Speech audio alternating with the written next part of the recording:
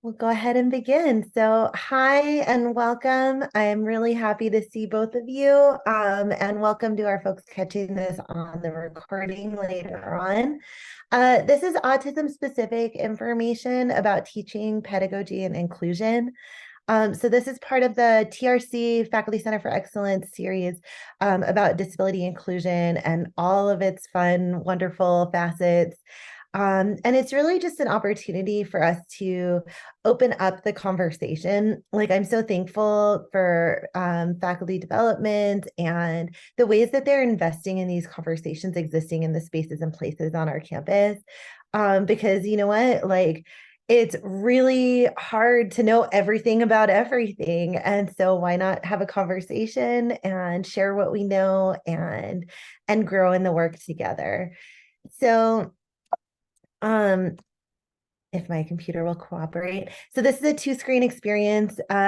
Please consider joining. You've got a couple of different ways to join, but so this is on Menti. You can point your camera at this QR code and it'll bring you into the two-screen experience. There's like live polling and opportunities for anonymous questions, all kinds of good stuff. You can also do it by going to menti.com and then putting this code in. And then if you don't do either of those, but you want to do it later, you'll always see the code and information up here at the top, which I will also drop into chat. Oops, that didn't copy. That was the, hi, Gino, welcome. Um, Voting link copied. Okay, good. There we go. We got it that time. So I'm inviting everyone to a two-screen experience to those of you joining us. And the link is in chat and you've got lots of options on your screen. So all kinds of good stuff. But one of the things that this does is it always gives you the opportunity to ask anonymous questions as well. And so those are some options. You've got a buffet of different ways that we can experience this together. So who am I and why am I talking about any of this stuff? I am the former interim faculty director of SSD last term. This academic year, I am the faculty inclusion fellow for disability, difference, and accommodation. What does that mean? It means that I am providing professional development, such as what we're doing today here. It also means I do individualized like coaching, mentoring, access to resources, essentially anything that my faculty colleagues might benefit from as it relates to disability inclusion on campus. I am a little bit of your one-stop shop for that. It's hard to navigate all of the different people and offices and all that stuff. So I'm here to curate that experience and be a bit of a concierge for that experience. So if you get stuck on something, just email me, call me, text me, show up during my faculty office hours, and I will do everything under the sun to get you unstuck. And one of the really important messages that I hope everyone always takes away from us talking is you are not alone in a vacuum, in a bubble, on an island, right? Disability inclusion is institutional stuff too. So if you ever find yourself, as my faculty colleagues, if you ever find yourself like feeling like I am now under some kind of expectation or request to like work every night and weekend and holiday to remediate or fix something or do whatever, let the institution support you in that, right? Like stop in that moment and come talk to me, because let me give you an example, right? So document remediation is typically in the world of accessibility beyond accommodation as well. But there's an office of like 25 people.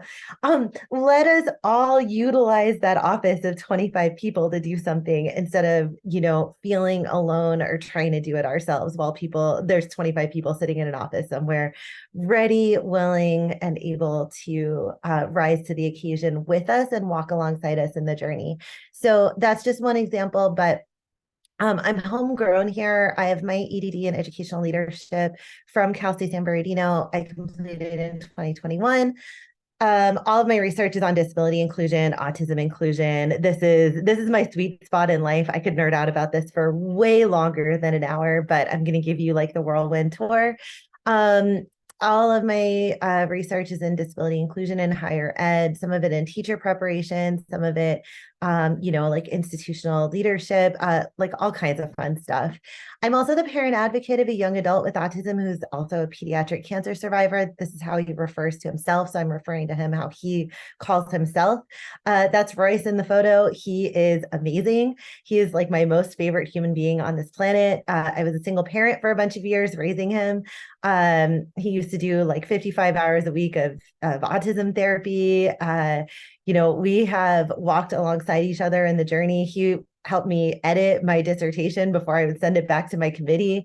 He is a very smart, very wise human. And he is in his first semester at Berkeley as a molecular cell bio major, which is a mind-blowing accomplishment, having come from mod severe self-contained classes, autism specific environment. So he's touched almost every single educational setting that there is.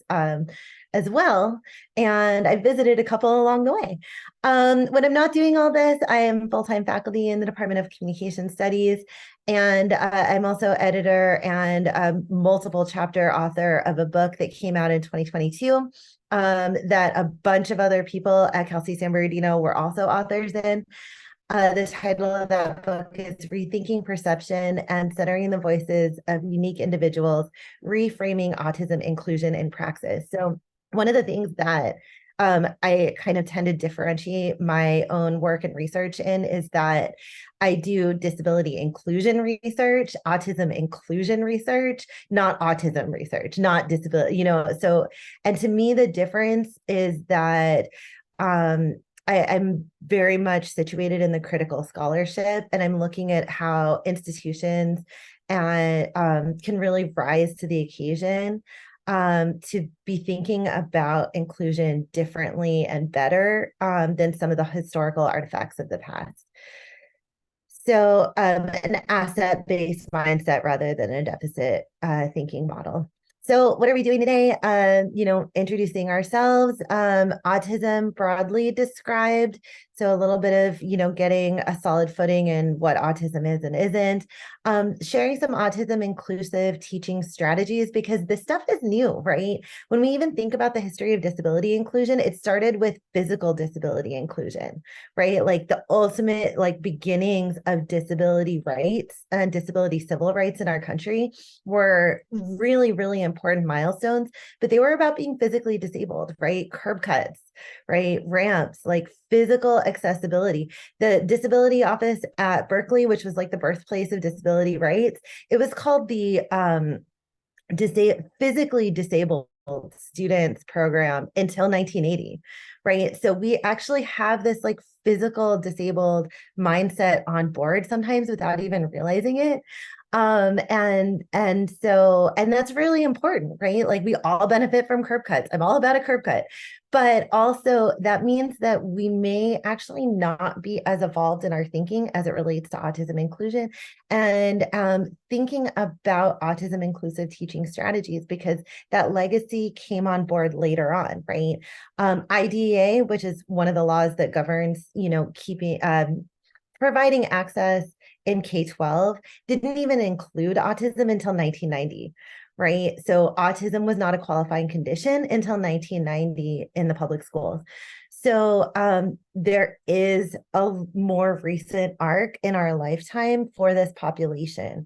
So if you ever hear faculty colleagues or anyone else going well, accommodations are different now, or what people need is so different. It's yeah, it totally is, because there is a huge swath of population that never had access to us here in higher ed until the laws shifted in 1990 so that people could go qualify for the support and assistance that they needed and go through the schools to get to us, right? And then at the end, we're going to talk about strengths people with autism bring to the classroom. Alrighty, definition of terms. Before I start with this, I just wanted to give people, and what I'll do is I will pause so that way you're not on the recording. I wanted to give folks the opportunity to introduce themselves. So let me go ahead and pause the recording and we'll do that now, just so that I can know a little bit more recording. Okay. Alrighty. So definition of terms. Autism is a developmental disability affecting social communication and behavior. And I'll go into a little bit more depth about that, but just to give you kind of like some of the terms that you're going to hear today, autism spectrum is a range of manifestations of autism, right? So there's a saying in the autism community, like if you've met one person with autism, you've met exactly one person with autism. Every single human being with autism is so different in so many different ways. It truly is a spectrum. Now there's different ways that people use it, right? But I like so there used to be older terminology of like high functioning and low functioning being the spectrum, but it's also sensory regulation, vestibular, proprioceptive, executive function, regulation, dysregulation. And so I don't think of it in ranges of functioning as much as I think about kind of like what does a good day look like? What does a bad day look like? What does a typical day look like? And where do these levers live for each unique individual? So that's just kind of how I navigate it. But what the spectrum means is that it's just a hugely broad range within autism, and the range of a developmental disability affecting social communication and behavior. Neurodiversity is a model of understanding that there are a wide range of brains, right? So neurodiversity also includes things like folks with anxiety, ADHD, dysgraphia, dyslexia, dyscalculia. So neurodiversity is broader than just autism, and neurodiversity, being neurodivergent, is not a medical diagnosis, but there's also like a broad movement, beyond the medical model into things like the social model, right? And so neurodiversity is reflective of that, where it's just like maybe the norm is broader than what we think, right? So the social model is related to that. And that's a model of understanding disability that it acknowledges societal norms as being a barrier to access. And that sometimes those societal norms can be the limiting, like the functional limitation is actually related to the institutional and societal norms. And that's one way of thinking about disability, right? Is that it's a social construct, and that would be the social model. Accommodation is a system of individual measures to ensure access for disabled people, right? So in a fully inclusive world, there would be less accommodations being made because we'd be really inclusive in the first place, right? Accommodation is a custom built house after like the tract house got built for predominantly non-disabled people by predominantly non-disabled people.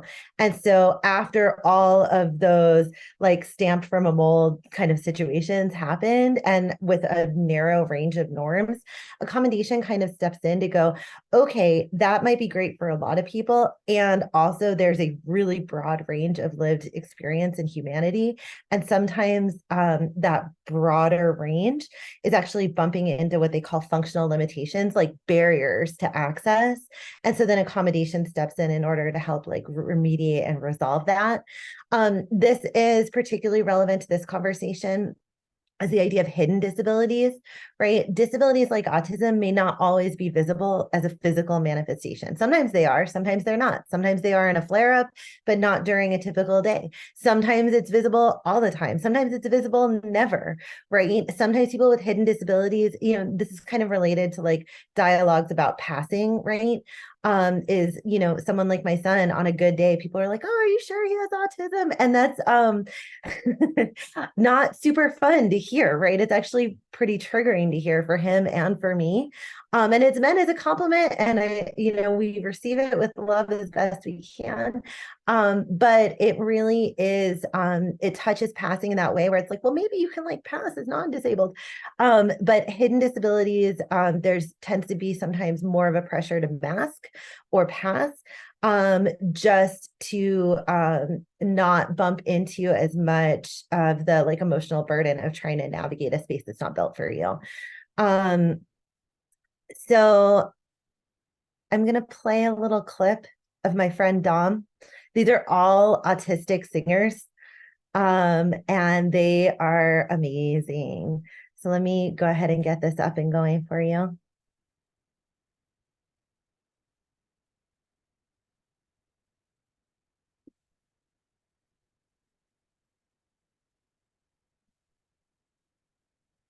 To make it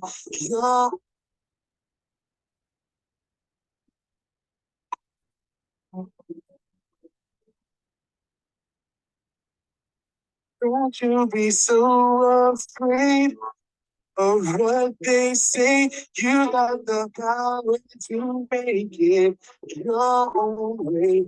If you keep fighting, don't speak up, feel the same. No, enough is enough. Speak out and say what's on your mind. By you know that you'll be fine. Yeah, you gotta fight. It's all up to you. It's your heart that speaks. When she's coming to take over the action, it just be cool. You gotta find yourself. So he's saying in that you've got a voice, it's up to you, like lifting up the voice of the self-advocate, right? And the individual is really key in this, right? Like because it's autism is such a broad range, there's always going to be different needs, different lived perspectives, different internalization of ableism, masking, passing, etc. And so it's like where, what is the way that I can show up best for you, right? Um, you'll see some of Dom's quotes and interpretations of his art outside the new neurodiversity space on the fourth floor of University Hall. If you ever watch Atypical, you'll see him in some of the group sessions. There is incredible strength in the autism self-advocacy community here in Southern California, especially in performing arts, theater arts, musical arts. And I'm really, really lucky to stand on the shoulders of giants and be connected to some of the folks that have really pioneered making inclusive spaces for people with autism and other disabilities, and inclusive to the point where they're like, this is for everyone. It's for people with autism and without autism. Like, if you want to come and hang out, come and hang out. We don't care. And so that spirit carries forward into the neurodiversity space that we're building on campus. We're like, it's not a HIPAA space. It's not a FERPA space. It's a cool space to hang out in. Like, if you want to hang out there, if you like sensory stuff, if you like a place to sit in a comfortable chair, just come. We're not going to imply, or, you don't have to show us your autism card. Just come and show up and be someone who's joining into the conversation in the community. So there's so many different ways to navigate this, but we're following in the legacy of some amazing autism inclusion work. And that's something that we deserve to be really, really proud of, right? Like sometimes we feel like, San Bernardino is miles and miles away, and light years away from a place like a major city like Los Angeles, but we're like absolutely up to speed with the stuff that they're doing there, and drawing inspiration from it every day. So autism in the DSM-5 is a developmental disability, and it's a lifelong difference, right? There is no there is no like cure for autism, and it's really ableist to be thinking that that would be a goal in the first place, right? It is a lifelong disability, is a lifelong difference. It includes things like restricted or repetitive behavior. There's tropes around what that might be, right? When my son got diagnosed, people were like, well, he's not spinning wheels on cars, so we don't know. It's the restricted or repetitive behavior could be almost any restrictive or repetitive behavior, right? He would line things up in a row. He would, I've got photos. He would spell his name as he was lining up letters in a row, but he'd line up like a billion more letters too. So he was hyperlexic, but he was doing a restricted or repetitive behavior. So there's lots of ways that this could look, right? He would refuse to wear a sweatshirt, right? It was restrictive behavior. It was like, no, I'll wear a shirt, but like no more layers. So this can appear in many different ways, right? When he was in school, he was like, I don't need to write my name on the paper, right? I'm going to hand in all my assignments with no names because people know who it is. And, and we're like, oh no, you got to put your name on the page. Just put your name on the page. And we would have, like lengthy conversations about something that seems so obvious, right? But that was a restricted behavior. So it can look a lot of different ways, right? Challenges are differences in socialization. Tabling is the worst thing for my kid ever, right? That happens to be a challenge in socialization to him. I took him to my like grad orientation when I started as a student at Cal State San Bernardino, and they had the tables in the back. And he was like, I sat with you through this whole thing, but if you make me like run the gauntlet of the tables, I'm out. Like, I'm going to run screaming into the field. I'm like, let's not do that. So levels of socialization and amount of tolerance for socialization, something like group work, right? We get all these like pedagogical memes, but like everybody loves group work. Group work can be really hard for this population, and it's not because they're not good students, it's because socialization is difficult. Like reading the unwritten cues of socializing with their peers is different for someone with autism sometimes than it is for someone without autism. Communication and relationship challenges can kind of touch classroom work as well, right? Our students with autism might be the last person in our room to like come tell us their story, right? Like my son has never gone to his teachers or professors and been like, okay, so here's the deal. So this is really hard for me, but I'm pushing through. And I was wondering if you have any tips for me, right? We've got lots of students that like, they touch traumatic things all the time here at San Bernardino, and they'll tell us about it. Sometimes our students with autism, they might be the last to tell us about it, or they may never tell us about it. They may barely be telling their disability counselor in the SSD office. And that's, sometimes we have to pull it out of them there, right? So not every student may develop their relationship with us the same way. And there is literature that supports that, where like the teacher-student relationship is like this huge beneficial factor for non-autistic populations. And it actually is statistically less of a factor for autistic populations because that relationship is part of the disabling condition, right? In addition, there can be sensory or executive function differences. I provided a link to the CDC, right? And one of my autistic colleagues, he described it this way. He said, it's like this sign, but add sound and heat and touch and gravity. And what this says is, oh, oh man, it's like kind of cut off. This is how autistics feel processing information, right? Like it's like parking in San Francisco. Like, what are all these signs? What do I do? How do I get there? Like, does this apply to me?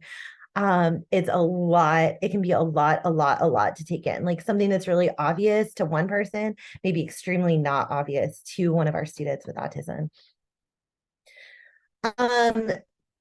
So this is an autistic perspective of being in the classroom with a teacher that they felt really seen by. Like this student is a person who's pretty affected by their autism, and they were describing their first teacher or professor that they felt really saw them and really gave them a chance, right? So he said, Ralph, he was calling his teacher by his first name. Ralph was one of the best teachers I ever came across. He was funny, kind, smart, and he had some cool talent. He made me feel like a member of this class, and he seemed to understand that I learned differently from other students. He was influential to me, and I'm still studying graphic design and animation because of him, and I hope to work in that field one day. Having teachers like Ralph all around is such an honor. I will never forget him. I hope he realizes that how much he's helped me, and I also hope I taught him something about being autistic. Right. I mean, like, don't we all want students like this student in our class? And don't we all want to be this kind of instructor to our students in our class? Like, I love this exchange because it's so valuable and two directional at the same time. All right. Here's some stuff to know, right? Eugenics is a root cause of like a whole boatload of supremacy, separation, segregation, oppression, like lots and lots of terrible things in the US came from eugenics. One of the terrible things that came from eugenics is related to disability exclusion and ableism, right? Because, and very specifically related to autism and other developmental disabilities, right? And intellectual disabilities, because people with autism were ranked based upon how much they could assimilate or not assimilate, like how much they could pass or not pass as non-disabled. Using terminology still casually used and present today, right? On this graphic, you can see the word idiot, imbecile, and moron. Those were eugenics classification terms still present in textbooks all the way through the 1950s and 1960s, right? These terms because they were classification terms, were used as a justification for institutionalization, separation, for sterilization, which was going up all the way through the 1970s and 1980s, and segregation and oppression, right? Like complete removal from society. And eugenics, was being taught and was still really explicitly present in educational materials and institutional materials until at least the 1950s, but really beyond. And so this is important to know, right? This is the history related specifically to autism inclusion, but the past history of autism exclusion and how profound and severe it was. So Cal State Channel Islands was one of the places that was performing separation, segregation. It was a state hospital, right? It was Camarillo State Hospital before it was Cal State Channel Islands. So the Cal State system actually like directly intersects with autism, separation, segregation, and oppression as well, right? So that particular location repurposed the buildings of a state hospital to now be a Cal State. Okay. Similarly, right, even when like disability inclusion laws like came on board, who were fighting and lobbying against disability inclusion laws at the time of Section 504 and the sit-in, et cetera, institutions, right? Universities, schools, hospitals, they were the ones that were saying, like, this costs us a lot of money, like maybe let's rethink about Section 504. So institutions such as the Cal State directly intersects with this history. All right, when I think of teaching an autistic student, whether you've had folks with autism in your class or not, right? You may know, you may not know, your students may out themselves. You may just see like, the accommodations letter. You may get an inkling that someone has autism, especially if you have a personal connection to autism, but they may not tell you directly. They may very much tell you directly. Or this might all be hypothetical, right? But either way, you can answer this. When I think about teaching an autistic student, I think about, and then you've got options. So broadening my horizons, extra work, an exchange of ideas, added conflict, potential for misunderstandings, or something else. Like, what do we think of?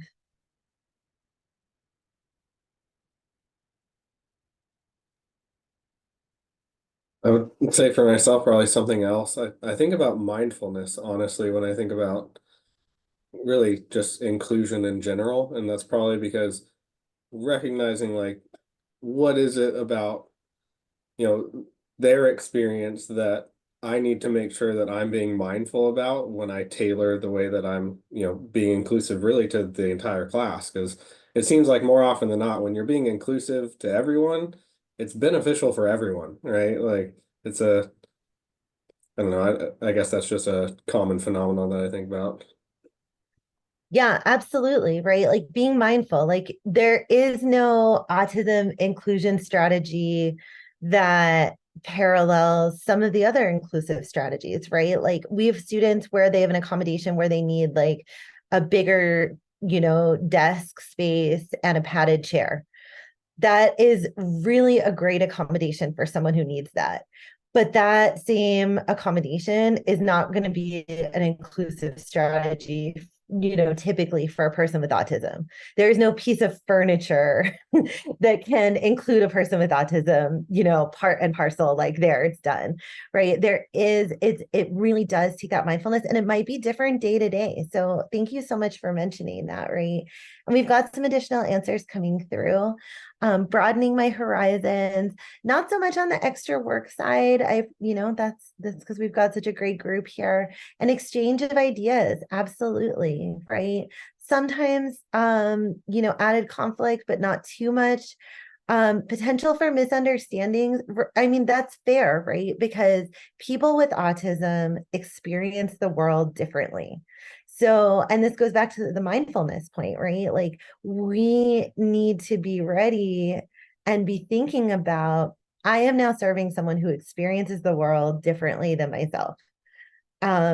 If someone with perfume walks by me, I might not even think about it. If someone with perfume walks by a certain, autistic individual, that might derail the next hour of their life.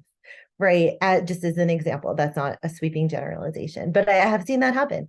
And so going how I experience this may not be relevant at all to how this person is experiencing something.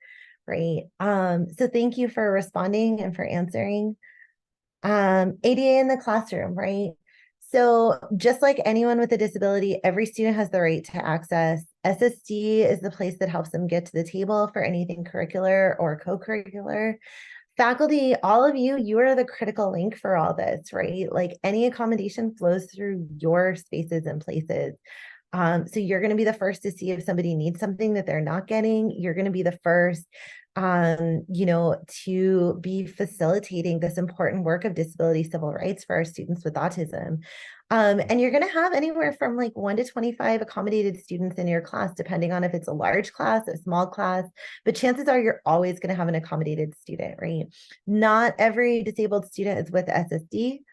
And you're not going to get the diagnostic information. You're just going to get the accommodation information. But if you need something, or if you're noticing something, or you're like, I have questions about how to do it, like talk with us. Like I am your person day or night for that, and we will get you through to the other side, as well as the college level liaisons. Like no matter what college you're in, you have a contact point in that college who knows the culture of your college and can also be this amazing resource to you, right?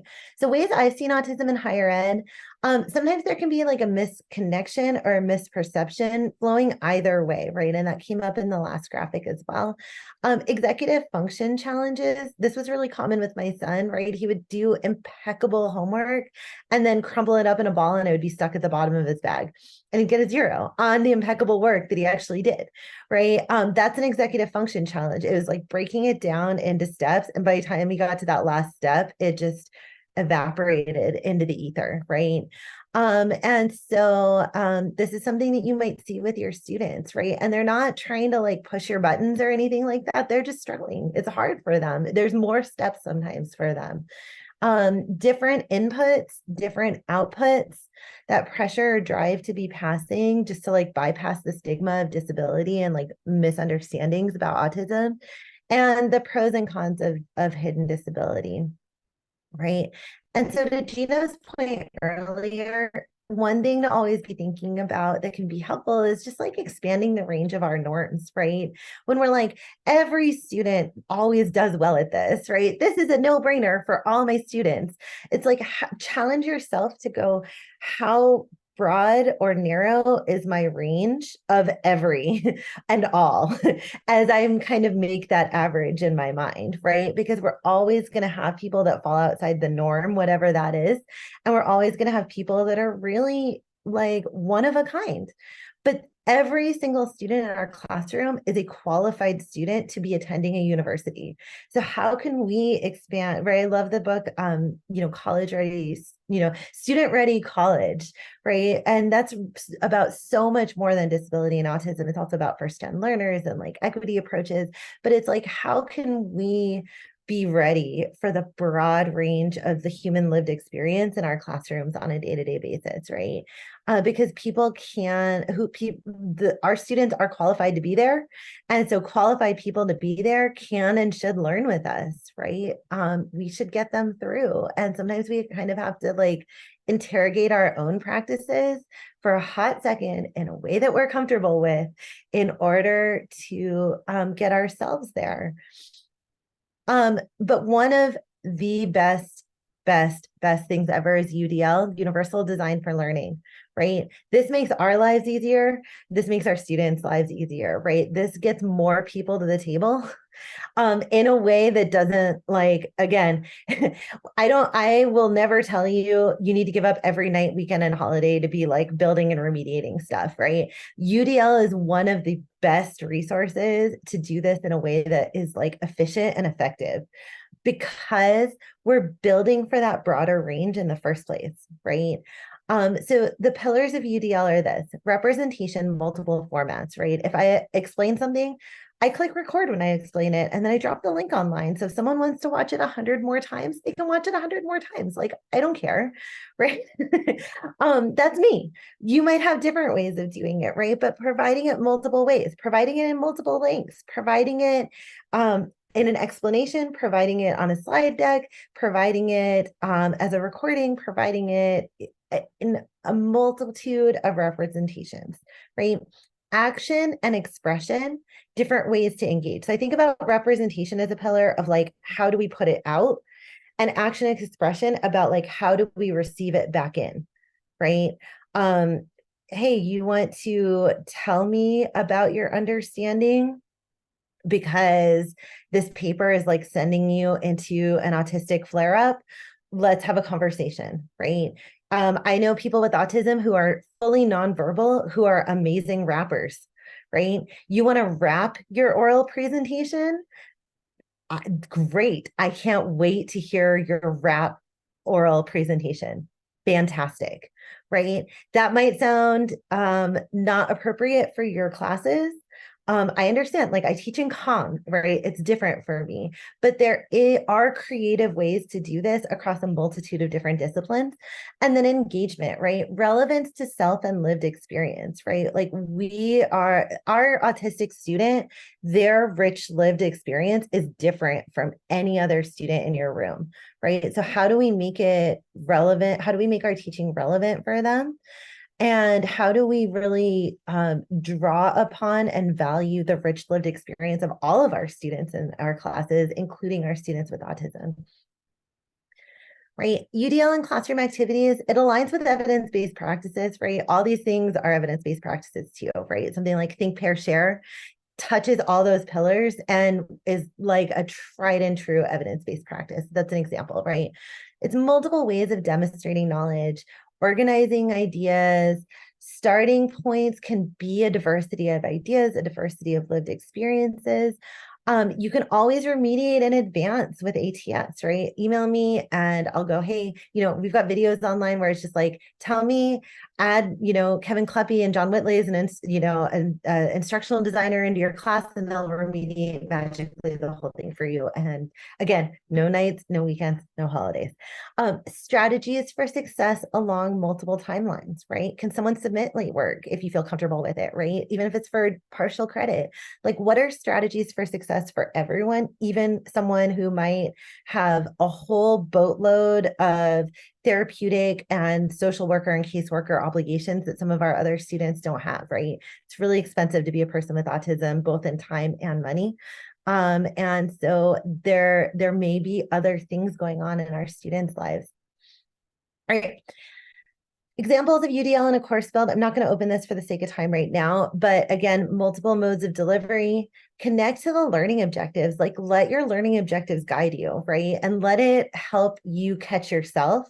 If you're going, well, everyone just knows that they have to do all their quizzes in 7.5 minutes exactly, right? If that is in your learning objective, right? If that's the amount of time it takes to stop the bleeding in nursing, heck yeah, you got to do it in 7.5 minutes. But if it's not a learning objective, give yourself the opportunity to be brave and go like, there may be different people with different lived experiences in this class. Like, what would happen if there were unlimited attempts? Like, what do I really want people to get out of this, right? Like, what maintains the integrity of my learning environment while also honoring that like broad variety of lived experience, right? And be prepared. You're going to do some repetition, but that's okay. You're going to do it anyways, right? You're going to either do it on the front end or the back end. But like, I mean, we all know like we need to deliver stuff to our students multiple ways anyways. So this is no different than that. It's just how we do it, right? Strengths of autism in higher ed. Okay. Disclaimer is this. Each person is different. However you might see them might be different from class to class in the same semester. It might be different from a classroom environment to a non-classroom environment. Every single human being is different with and without autism. So these are not intended for generalizations. Rather, you may see some of these in the humans that you are lucky enough to have in your classrooms. You may see focus, like really good focus, like getting in the flow and just jamming stuff out of an incredibly high quality, right? Or stamina, like able to do things longer, stronger, and of a really high quality. And then being in that flow state sometimes is something that you may see with your autistic students, where it's just like, I am doing the deep dive, like can't talk right now. I'm doing the deep dive and I'll come out and then there'll be this amazing work product. You may experience, strong vocabulary strengths, really high levels of dedication, and perseverance, right? We have a student who they take one class at a time, and they're going to be here a really long time to complete their degree. But one class at a time is the right number of classes at a time for them, and they are persevering until they complete, right? And I love that about our student. So these are things that you may see and encounter, right? Like even just different ways of experiencing classes, right? I was talking with a student the other day and he was talking with me about his experience in the quarter system and now in the semester system. I'm like, oh my God, the quarter system was like 6 years ago, and I had to remind myself again and go, this person is really this incredible wealth of institutional knowledge here on our campus. You may see inquisitiveness, research, retention, analytical thinking, and application. So all kinds of good stuff, like incredible assets in your respective classrooms. So what might you imagine seeing from your autistic students, right? A friend or colleague, or what might you imagine someone else might say, right? So a friend or colleague might say that an autistic student's demeanor in the classroom could present as, right? So what could you imagine someone observing from their autistic students, right? Quiet or lack of confidence, rude, blunt, oppositional, dismissive, passive, inattentive, impulsive, obsessive, behavioral, studious, meticulous, something else. So feel free to speak into the void or like answer on Menti, whatever works for you.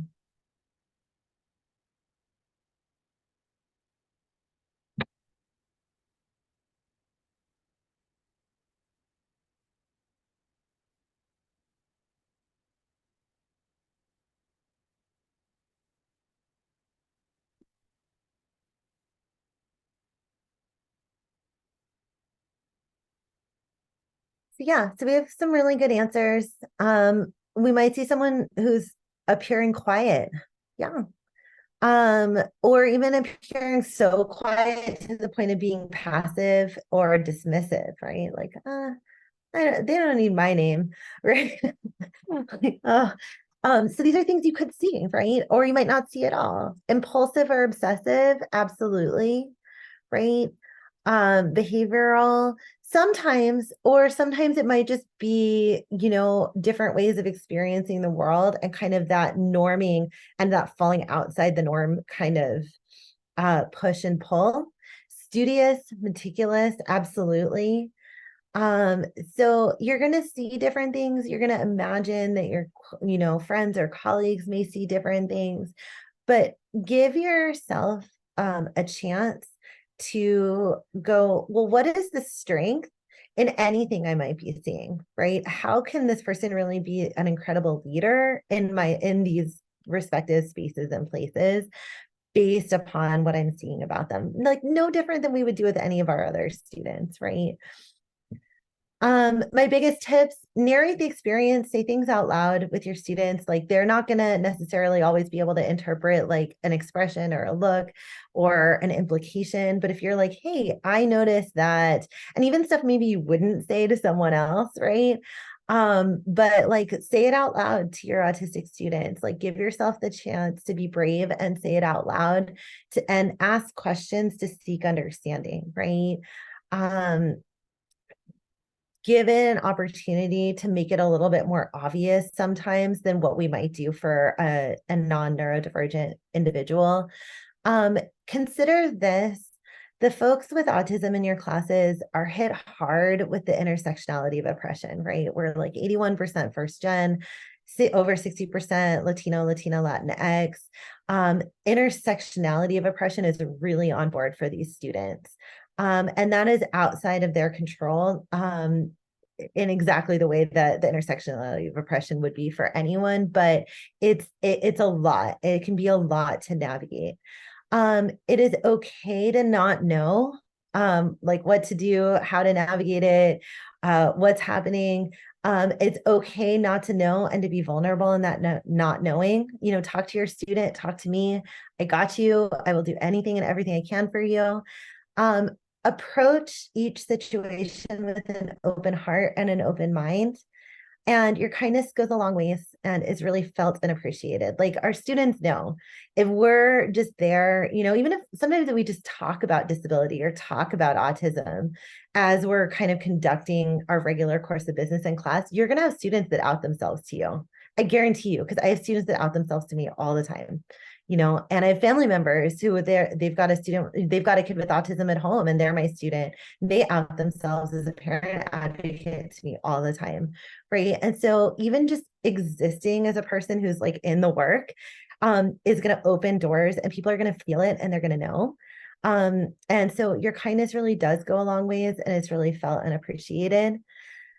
Um, with that, I'm just going to go ahead and stop the recording and thank all of you and open things up for a couple of minutes just for us to have a unrecorded conversation. So let me go ahead and stop the recording.